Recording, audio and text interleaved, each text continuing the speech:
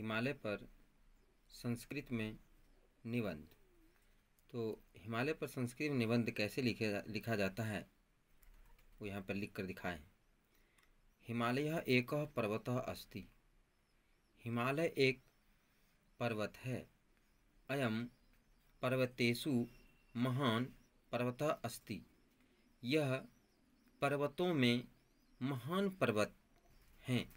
अतएव अयम पर्वतराज उच्यते।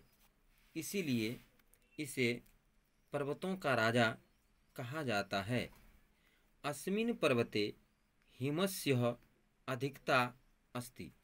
यानी इस पर्वत में हिमस्य यानी बर्फ की बहुत अधिकता है। यानी बर्फों से यह पर्वत भरा हुआ है। तेन अस्य हिमालय इति नाम अस्ति। इसीलिए इसका नाम हिमालय रखा गया है। यानी बर्फों का घर।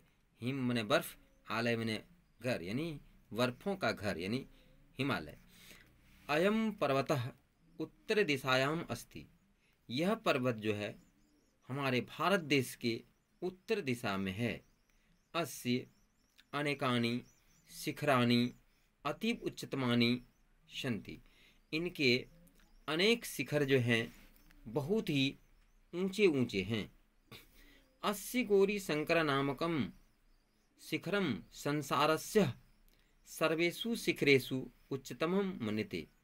इसी में से गौरी शंकर नामक का जो शिखर है वो संसार के सबसे ऊंचे शिखर माने जाते हैं।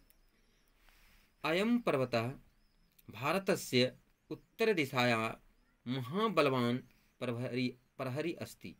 यह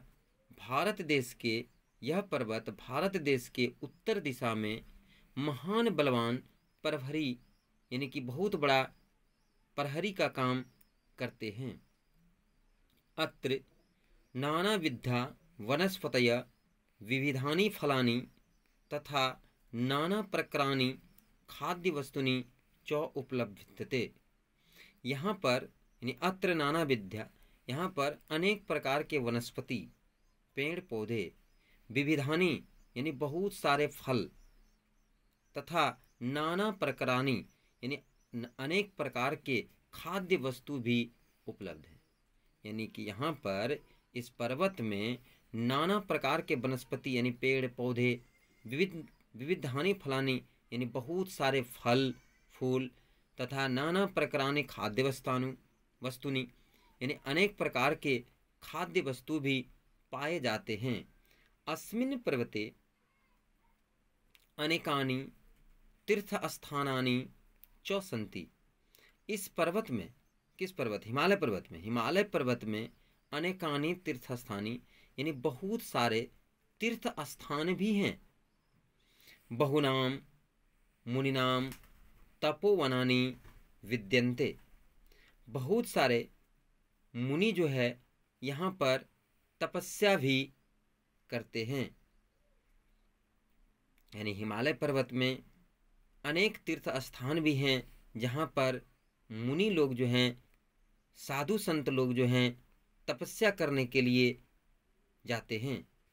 अतएव संस्कृत ग्रंथेषु, इसीलिए संस्कृत ग्रंथ में हिमालस्य यानी हिमालय का अतीव महत्वपूर्ण वर्णनम मिलति।